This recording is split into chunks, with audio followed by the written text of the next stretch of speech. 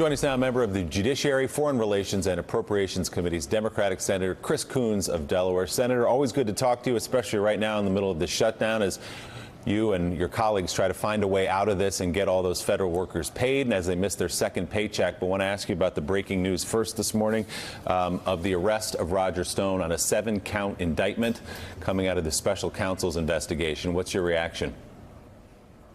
Well, this is an indictment that also includes obstruction, by the way. Yep. One of the things that's important about Roger Stone being arrested is this is not some casual, low-level contributor to the Trump campaign. This is someone who had been very active in Republican Party politics for a long time, worked on several presidential campaigns, was close with Paul Manafort, President Trump's campaign manager, and has clearly, at least according to the indictment, is alleged to have engaged in efforts in recent months to do tampering with witnesses and with evidence.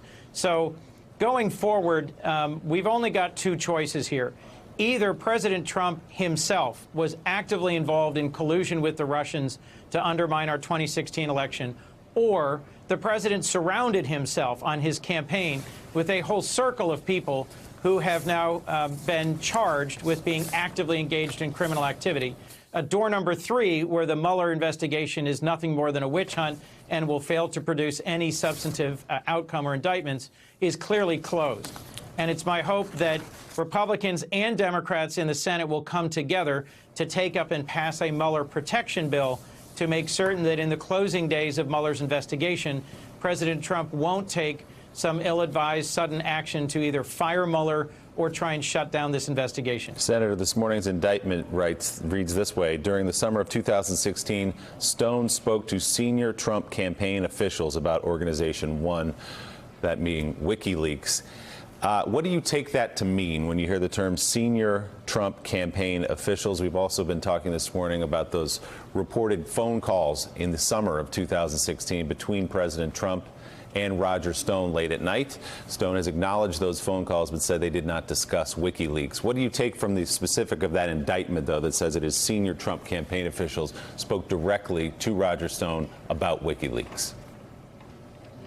Well, since WikiLeaks was the vehicle through which a vast store of emails and materials that were damaging to the Democratic campaign and to the DNC and to the Democratic nominee were released to the public, this strongly suggests that this might be the connection point between the Trump campaign's leadership and WikiLeaks and Russian intelligence in terms of the Russians pitching and the Trump team catching information they were trying to connect with each other.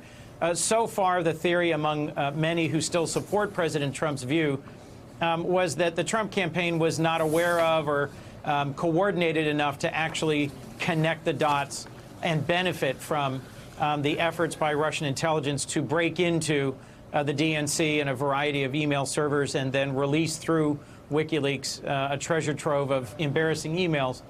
This strongly suggests there was exactly that connection between the senior-most levels of the Trump campaign, which was a pretty tight-knit group, by the way, and the fruits of the work of Russian intelligence. If this indictment is borne out, is that collusion?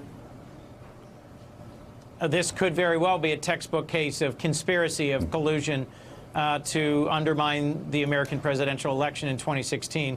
But that's, again, if proven as alleged. Right. Okay, let's move to the shutdown. Our exercise this morning with some of your Senate colleagues that we've had on is to find a way out of this. We understand the problems. Yes. We understand the fallout. We understand the suffering. We've been documenting it, unfortunately, for more than a month on this show every single day. Paychecks lost, lives changed. What is the path forward here? The two bills that were passed, one Republican, one Democrat, didn't reach the 60-vote threshold. Neither of them did. What's the way forward so we can get people back to work and get them their paychecks? Well, first, Mitch McConnell had to come off the sidelines. I'll remind you, Majority Leader McConnell presided over that last vote we took in December, where every senator voted, all 100 of us, for the bill that Democratic leader Chuck Schumer put forward yesterday, a bill that was a short-term CR opening the government till February 8th. Every senator voted for that back in December. The president changed his mind abruptly and said $1.6 billion wasn't enough. He had to have much more for a wall. And as a result, I think Majority Leader McConnell has been on the sidelines through the last more than 30 days and has not played a real role. Yesterday, he and Leader Schumer began talking in earnest about how to get out from under this shutdown. Republicans are coming our way. There were 6 Republican senators who voted to reopen the government. So if your question is, how do we get the government reopened? First, Majority Leader McConnell needs to allow his members who want to sign on to efforts publicly and privately to reopen the government to do so, and he needs to negotiate in earnest with Senator Schumer and Speaker Pelosi about how we get this done. We've got an unreliable and difficult negotiating partner here in President Trump, who has changed his position, changed his mind several times. Mitch McConnell is the person who can lead the Republicans back from the wilderness and reopen the government and secure some responsible amount of needed investment in border security. Senator Coons, Donnie Deutsch, pleasure to talk to you. Speaking of Republicans, and you're one of the senators that's always been very apt at reaching across the aisle, combination of the shutdown, which Trump clearly owns, shrinking poll numbers, now Roger Stone obviously one step closer to Trump, behind the scenes, and we're starting to see the cracks publicly. Are you really starting to feel certain Republicans are starting to say, you know, it may be time to start to jump a little bit of ship here? What are you hearing behind closed doors?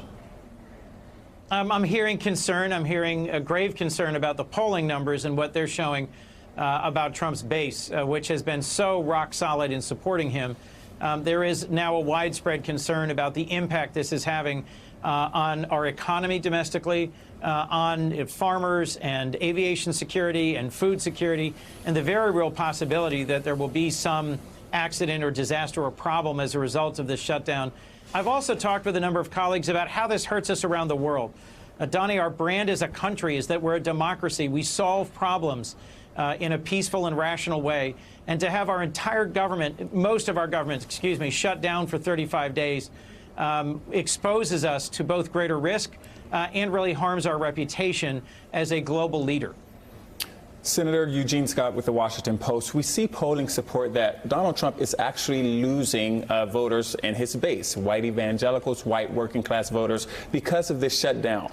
What message does the Democratic Party have to these voters that you can actually respond to this challenge in a way that's more effective than the president actually has?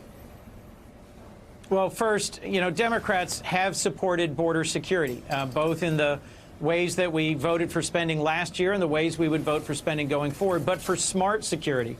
It's not that we've got a party of Democrats who stand for open borders and for lawlessness and a Republican Party who stands firm for keeping them safe. Democrats will invest in smart border security.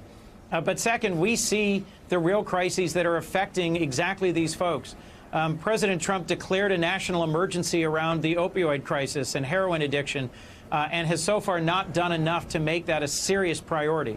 There are millions of Americans who are directly suffering as a result of the opioid crisis in this country, and Democrats are going to lean in and do more and be engaged and be effective in tackling both prescription drugs and heroin and opioids in this country. This is something that's been bipartisan in the last Congress. But if you have to choose between whether you think building a border wall is a crisis that is worthy of shutting down the government, or dealing with the prescription drug pricing and opioid crisis in this country, I know the vast majority of folks I hear from would pick the latter. And Democrats are going to be stepping forward on that challenge this year and next. All right, Senator Chris Coons, let's hope you guys work a way out of this today. Thanks so much for your time. We appreciate it as we talk about the arrest this morning, the indictment on 7 counts of Roger Stone. Roger Stone famously tweeted on August 21st, 2016, "It will soon be Podesta's time in the barrel." This morning, John Podesta tweets, "Roger's time in the barrel, and it's headed over Niagara Falls." That's great. Up next on Morning Joe, this morning's indictment against Roger Stone marks another significant move for special counsel Robert Mueller. Chuck Rosenberg, a former U.S. attorney and former aide to Bob Mueller, will join our conversation next on Morning Joe. Thanks for checking out MSNBC on YouTube, and make sure you subscribe to stay up to date on the day's biggest stories. And you can click on any of the videos around us to watch more from Morning Joe and MSNBC. Thanks so much for watching.